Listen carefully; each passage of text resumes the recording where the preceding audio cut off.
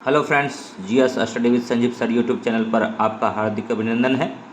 आज BPSC syllabus out कर दिया है बिहार 7th फेज टीचर बहाली के अकॉर्डिंग। तो इसमें 2 पेपर होगा। तो आज सबसे पहले हम लोग पेपर सेकेंड के बारे में जानते हैं, जिससे मेरिट बनेगा क्लास 1 to 5th क्लास के टीचर के लिए। तो इसमें जो सिलेबस में दिया है, मैथ दिया है।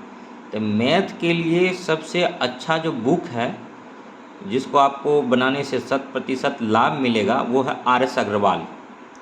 तो इसको अगर बना लेते हैं तो आपका काम हो जाता है। दूसरा है रीजनिंग के लिए किरण प्रकाशन की एक बुक आती है जो SSC के लिए है, प्रीवियस ईयर क्वेश्चन बैंक। अगर उसको लगा लेते हैं, मतलब आपको पूरा मोटी बुक नहीं लगाना है, थोड़ा मोटा मोटा बुक है ये दोनों।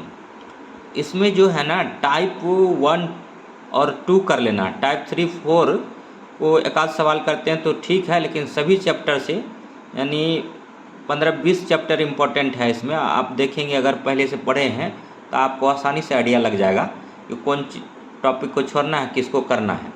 क्योंकि अभी फ़िलहाल जो है मोटे तौर पर बीपीएससी सिर्फ मैथ और रीजनिंग डाल दिया है। अब इसमें जो क्वेश्चन आएगा, मतलब बेसिक लेवल का ही पूछा जाएगा। तो टाइप 1 टाइप 2 बना लेंगे, एक एक सवाल 2-2 4-4 5 सवाल कर लेंगे तो आपका काम बन सकता है। तीसरा पोर्शन है जनरल अवेयरनेस का, जिसको कि करेंट अफेयर्स भी बोलते हैं।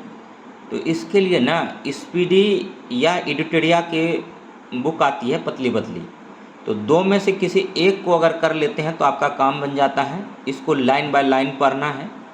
और इसके अलावा जो है बिहार का भी न्यूज़ पर थोड़ा सा ध्यान देना है, ठीक है।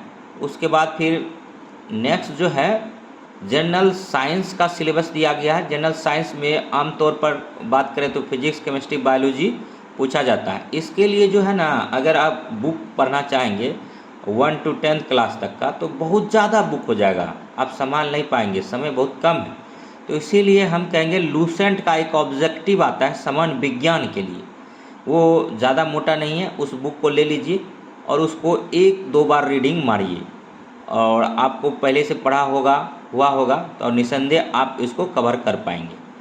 और यूट्यूब पर सचिन सर की साइंस के वीडियो है, उसको आप देख सकते हैं। सीटेट के लिए है, लेकिन उस पर NCERT का कंटेंट है, तो उसको भी देख सकते हैं। नेक्स्ट जो है 5 नंबर सोशल साइंस के लिए। सोशल साइंस जो बनता है एक्चुअली में हिस्ट्री, ज्योग्राफी और पॉलिटी प्लस इकोनॉमिक्स से मिलकर बनता है। तो इसके लिए भी हम लूसेंट का सामान्य ज्ञान कहेंगे पढ़िए, या KBC नैनो का बुक आता है रंजीत सर का, मिशन 50 वाले सर का, या तो क्राउन पब्लिकेशन आप यहाँ प्रिपेयर कर सकते हैं। लेकिन मेरा कहना है कि लूसेंट को ही पढ़िए आप। ऐसा नहीं कि अभी आप नया बैठ रहे हैं, आप कई एग्ज़ाम प्रतियोगिता परीक्षा दिए होंगे, वहाँ पर लूसेंट का सिलसिलेवार ढंग से गहन अध्ययन किए होंगे, ऐसा मान के हम चलते हैं। तो आपके लिए है कि हिस्ट्री, ज्योग्राफी, पॉलिटी और इकोनॉमिक्स के लिए लूसेंट सामान्य ज्ञान की बुक को पढ़िए। और भारतीय राष्ट्रीय आंदोलन दिया है टॉपिक स्पेशली बीपीएससी के एग्ज़ाम में। तो देखिए यहाँ पर आप फंस सकते हैं। तो इसको क्या है ना कि लूसेंट से अगर पढ़ेंगे तो 5-6 पेज में ख़त्म कर दिया है, लेकिन उतना से काम नहीं चलेगा।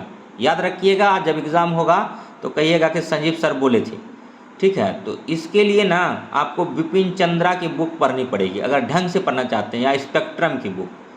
क्योंकि भारतीय राष्ट्रीय आंदोलन का मतलब समझिए, यहाँ 1885 से आपको पढ़ना ही पढ़ना है। 1885 जब भारतीय राष्ट्रीय कांग्रेस का मतलब गठन होता है A.O. ह्यूम के द्वारा, ठीक है, और W.C. बनर्जी उनके अध्यक्ष बनते हैं। मुंबई में ये होता है गठन भारतीय राष्ट्रीय कांग्रेस पार्टी का। और उस टाइम जो है डफरिन रहता है भारत का वायसराय। तो उस टाइम से लेकर के 15 अगस्त 1947 जब हमारा देश आज़ाद होता है, तब तक आपको पढ़ना है। और इसमें ना क्वेश्चन छूटने की संभावना रहती है, और बीपीएससी बहुत ज़्यादा प्रश्न यहीं से हिस्ट्री में पूछते हैं। और एक तो हिस्ट्री आपको सोशल साइंस में भी दे दिया गया है, और दूसरा यहाँ दिया गया है। तो सोशल साइंस में जो हिस्ट्री दिया गया है, वहाँ पर एंशियंट, मिडिवल, मॉडर्न और कुछ वर्ल्ड के हिस्ट्री के फैक्ट्स पूछे जाते हैं। तो उसके लिए लूसेंट से आप कवर करें, लूसेंट को सिलसिलेवार ढंग से पढ़ना ही पढ़ना है, उसी बुक को बेस माने। और 7वां पर टॉपिक पे आते हैं, 7वां ज्योग्राफी दिया है।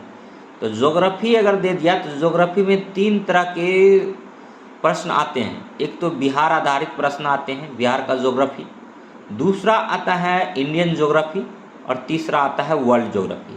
तो अगर इन सब बिंदु पर अगर बात करें तो इनके लिए सफिशिएंट बुक जो है ना महेश बर्नवाल की आती है, भूगोल एक समग्र अध्ययन। तो इससे आपको जो है मतलब भारत का भूगोल और विश्व का भूगोल आप कंट्रोल कर पाएंगे। ठीक है, इसके अलावा जो है बिहार का भूगोल के लिए केबीसी नैनो का बुक हम कहेंगे पढ़ लीजिए, क्योंकि बिहार आधारित क्वेश्चन भी रहेगा यहाँ पर। ठीक है, और यहाँ पर थोड़ा सा 10 नंबर लिखना था, हमको नहीं लिख पाए, तो बिहार का एग्ज़ाम दे रहे हैं तो बिहार जीके का क्वेश्चन आना नेसेसरी हो जाता है, खास करके बिहार हिस्ट्री, बिहार ज्योग्राफी और बिहार पॉलिटी। तो उसके लिए केबीसी नैनो का बुक परचेज कर लीजिए, या फिर घटना चक्र की पतली सी आती है उनको भी आप पढ़ सकते हैं, लेकिन मेरा कहना है कि ठीक है केबीसी नैनो का बुक लें वहाँ से। और नेक्स्ट जो है ना इन्वायरमेंट, जिसको ईवीएस बोलते हैं, तो ईवीएस के लिए अगर बुक बताएं तो थोड़ा सा लेंदी हो जाएगा। ठीक है, जो यूपीएससी और बीपीएससी में चलता है, तो लेकिन मोटा हो जाएगा, तो उतना नहीं करना है। इस पर आपको क्या करना है, ईवीएस ज़रा सोचिए बनता किससे है। EVS basically 3 class, 4th class और 5th क्लास का एनसीईआरटी से मिलकर ईवीएस बनता है। उसके बाद तो सब्जेक्ट हो जाता है। तो इसीलिए ईवीएस का समग्र अध्ययन करने के लिए सचिन सर सीटेट में जो पढ़ाए हैं, आप सीटेट पास किए हैं तभी तो इस एग्ज़ाम में बैठ रहे हैं, तो उसके लिए आप ना ईवीएस पढ़े होंगे। तो सीटेट वाला जो है ईवीएस मैराथन देख लीजिए ईवीएस का सिर्फ। उसके बाद सुपर टेट के लिए 4 वीडियो वो डाले हैं, उस चारों वीडियो को बार बार देखिए। ठीक है, तो आपका ईवीएस का काम हो जाएगा। उसके बाद बिहार शिक्षा परियोजना का बुक जो आता है वो 1 क्लास से लेकर के 8 क्लास तक का, अगर संभव हो सके तो उस बुक को परचेज कर लीजिए, या फिर आसपास पड़ोस से कलेक्ट कर लीजिए। उसको बीच बीच में जो ब्लॉक में दिया गया है चीज़ें रेड पेन से लिखा गया है, रेड कलर से, उसको पढ़ने का कोशिश कीजिए, क्योंकि बिहार का एग्ज़ाम है, बिहार आधारित क्वेश्चन बहुत रहेगा। और बिहार के लिए एक बुक प्रेफर करेंगे कि हम केबीसी नैनो का आप बुक ले लीजिए, वैसे घटना चक्र की भी आती है, महेश बर्नवाल की भी आती है। तो बिहार आप जाइए, पतली सी कोई या स्पर्धा पब्लिकेशन की आती है, 30 रुपये की बुक है, उसको आप कर सकते हैं। देखिए पहला पेपर जो है क्वालिफाइंग नेचर है, लेकिन इसमें जो है ना इसी में सब अधिकाधिक फेल करेंगे। तो इसके लिए जो इंग्लिश का प्रिपरेशन करना है, आप अगर पहले से इंग्लिश जानते हैं तो बहुत अच्छी बात है। अगर इंग्लिश नहीं जानते हैं तो इंग्लिश के लिए आप केडी कैंपस की वॉल्यूम 1 वॉल्यूम 2 आती है, जो नीतू मैम के द्वारा लिखा गया है बुक। तो इस बुक को आप परचेज कर लीजिए, और वॉल्यूम 1 को मतलब सिलसिलेवार ढंग से ग्रामर दिया हुआ है, उसको पढ़िए, हिंदी इंग्लिश में है, बाइलिंगुअल है। और सेकेंड वॉल्यूम से आपका प्रैक्टिस होगा, तो उसको जल्दी जल्दी ख़त्म कीजिए, कम से कम 2-3 बार करेंगे तभी संभव हो पाएगा। और हिंदी जो है ना, हिंदी के लिए लूसेंट पब्लिकेशन की ही बुक आती है, उसको लेकर के उसका ग्रामर पोर्शन पहले देखिए, उसके बाद फिर नेट जेआरएफ हिंदी का क्वेश्चन दिया गया है। कुछ इम्पोर्टेंट वहाँ से पूछ लिए जाते हैं, जैसे कि मैला आंचल का लेखक कौन है, फणीश्वरनाथ रेणु है। ठीक है, दूसरा पूछ लिया जाता है गोदान किसकी कृति है, प्रेमचंद का है। ठीक है, तीसरा पूछ जाता है कि भारत का शेक्सपियर किसको बोलते हैं, कालिदास को बोलते हैं। तो ऐसे ऐसे क्वेश्चन जो है ना वहाँ से, मैथिल कोकिल किसको बोलते हैं, विद्यापति को बोलते हैं। तो ऐसे ऐसे क्वेश्चन वहाँ से आपका क्लियर होगा। सिलसिलेवार ढंग से एक बार देख लीजिए, क्योंकि वहाँ पर एग्ज़ाम में आपके पास 4 ऑप्शंस होंगे, और उन ऑप्शंस में अगर सारे चीज़ों को 1 या 2 बार भी कवर करते हैं ना, तो निसंदेह आपका माइंड वहाँ पर काम करेगा और आप आंसर आसानी से निकाल पाएंगे। तो इसके लिए जो है ना डिटेल में आज अभी रात्रि में हम वीडियो बना रहे हैं, शूट करने हैं, इसीलिए ज़्यादा लाइट की व्यवस्था भी नहीं है, तो ज़्यादा दिख नहीं पा रहा होगा। ध्यान से देखेंगे तभी चीज़ें दिखेगी और क्लियर होगी। तो कल जो है एक्चुअली में हमको नींद नहीं आ रहा था, तो इसीलिए हम ये सब बनाने के लिए, आपको प्रोवाइड करने के लिए, ठीक है, थोड़ा सा सोचे आपका काम आ जाए, आपके काम आ जाए, और आपका काम आसान हो जाए, तो इसीलिए हम बनाने का कोशिश किए हैं। नेक्स्ट जो है ना, कल हम आपके लिए फिर से वीडियो बना देंगे, ठीक है, और बुक भी दिखा देंगे कि कौन बुक लेना है। तो अगर वीडियो अच्छा लगे तो लाइक कीजिए, सब्सक्राइब कीजिए और शेयर कीजिए, तथा इसी प्रकार का वीडियो देखने के लिए हमारे GS study with Sanjeev sir YouTube channel से बने रहिए। तब तक के लिए धन्यवाद। जय हिंद, जय भारत। हाँ, एक चीज़ और कहना चाहेंगे कि BPSC एग्ज़ाम ले रहा है, तो BPSC जो एग्ज़ाम ले रहा है ना, तो आप BPSC का एक क्वेश्चन बैंक भी आपको खरीदना होगा। क्वेश्चन बैंक आपको घटनाचक्र प्रकाशन की खरीद लीजिए, ताकि उससे ना एक फॉर्मेट आपको पता चल जाएगा कि BPSC कैसा क्वेश्चन कंपाइल करता है, क्योंकि उसका जो लेवल है अतुल प्रसाद जी हैं, ये अमूलचूल परिवर्तन के कारण ही जाने जाते हैं और सख्त नियम बनाते हैं। तो ये क्वेश्चन आसान नहीं देगा आपको। आप मत ये सोचिए कि हम टीचिंग करा रहे थे, 1 to 5 क्लास का पढ़ा रहे थे तो हम बना लेंगे। गांव घर का टीचर ऐसा सोचते हैं, ऐसा बिल्कुल भी नहीं है, ठीक है। बाद में पछताने से कुछ नहीं होगा, तब तक चिड़िया चुग जाएगी खेत।